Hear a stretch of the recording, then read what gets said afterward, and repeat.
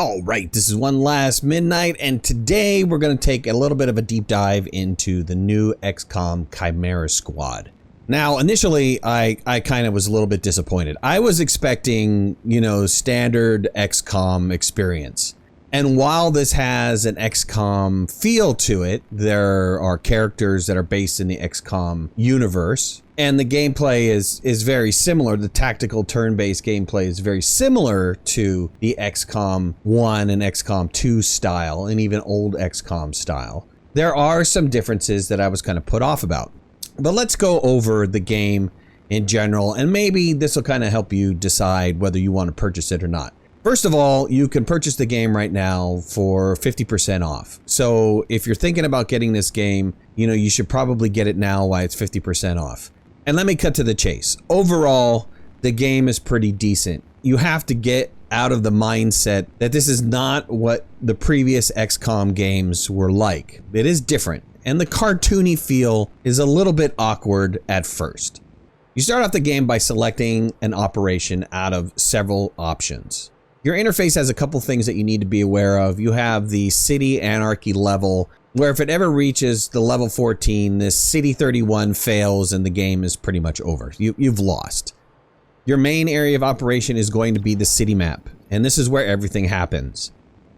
And after picking your operation, this is where all of your missions will be displayed.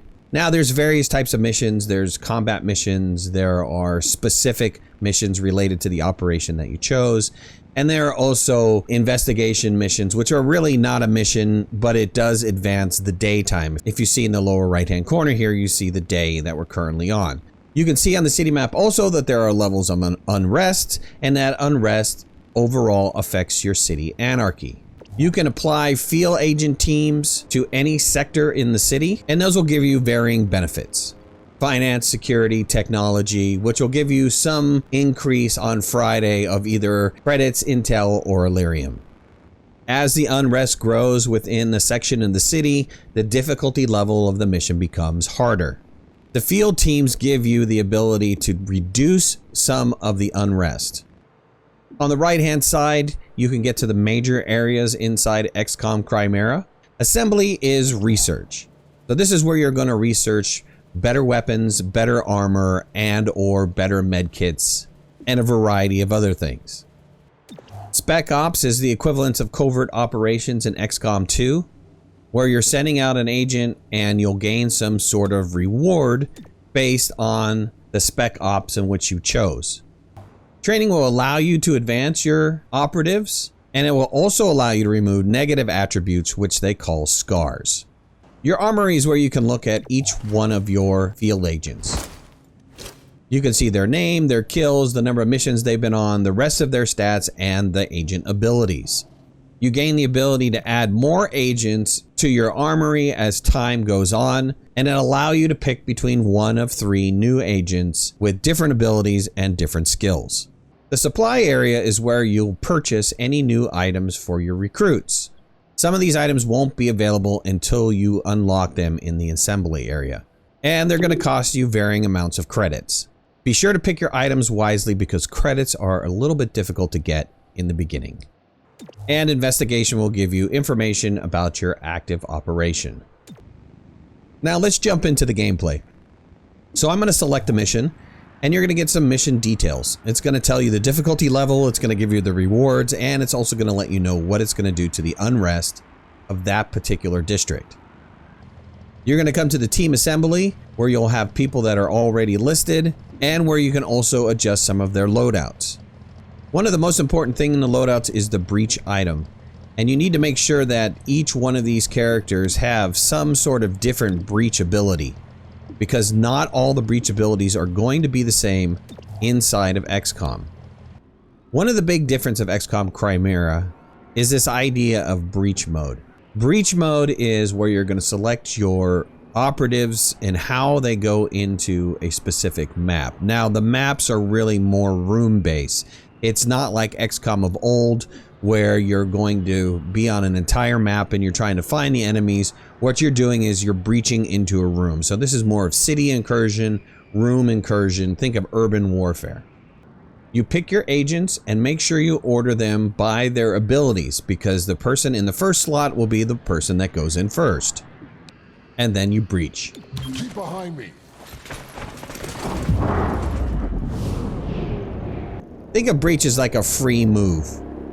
You uncover an enemy and they're surprised or they're alert, and you can wind up toggling through them to see who is available and what kind of damage you could possibly do on this particular initial attack. Breach fire looks good on this guy because it looks like he's going to hit at 98%, so let's go ahead and take a shot. We did minimal damage and we didn't kill him, but we still have an ability to hit him again with another agent or try to target someone else. Since most everybody else is covered up pretty well, let's go ahead and take out the bruiser.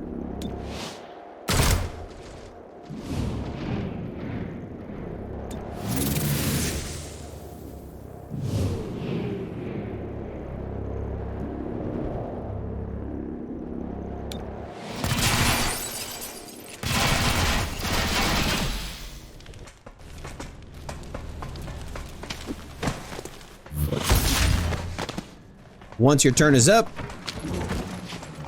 then we go into the timeline mode. Eyes on VIP. Get to the evac. In this particular mission, we're trying to evac a VIP, get him to safety, and also make sure that our operatives can get extracted as well. Now, this is where XCOM and XCOM Chimera come together. The only major difference here is the timeline in the upper right-hand corner. You no longer have the ability to move all of your squad members in a single move.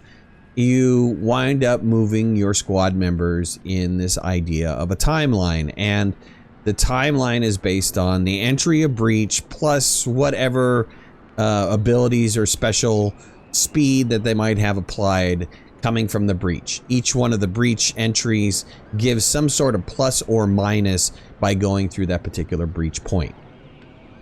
So you wind up taking turns. In XCOM Chimera, defeating the enemy is not necessarily the best thing to do. By capturing an enemy, knocking them unconscious, you get the ability to gain intel where you would wind up missing it if you kill the enemy. You can use the subdue option, or if you wind up knocking them unconscious during combat, they'll be captured later and interrogated for intel.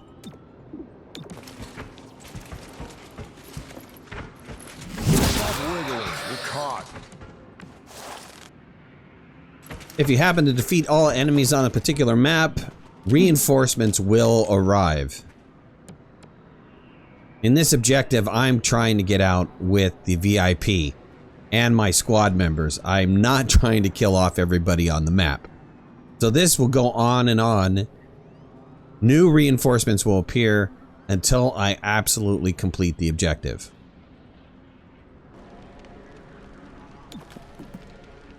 Once you complete the objective, the mission ends and you go to a mission status page.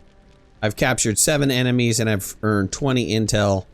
My rating was excellent, and you can see the damage that they've taken. And then you're brought back to the overall operation screen. You see the mission's rewards, the city status, and archives, and any project status. And you rinse and repeat. And the story continues from there. So that is XCOM Chimera in a nutshell. While the story takes a little bit of getting used to, the cartoon graphics take a little bit getting used to, there is some value to the game. I'm finding the game fun and interesting. The storyline is interesting. You know, I had to get over the initial shock that this is not XCOM 3. It's a completely different game in the family of XCOM.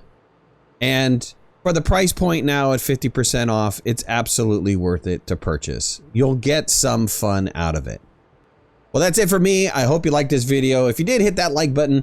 If you're not a subscriber, please think about subscribing to the community. We have a great community of people here. If you want to follow me on any of my social media, you can find the links in the description below, and make sure to hit that notification bell. That's the way you know when I go live and when I post new videos. We'll talk to you again soon. Thanks a lot. Bye-bye.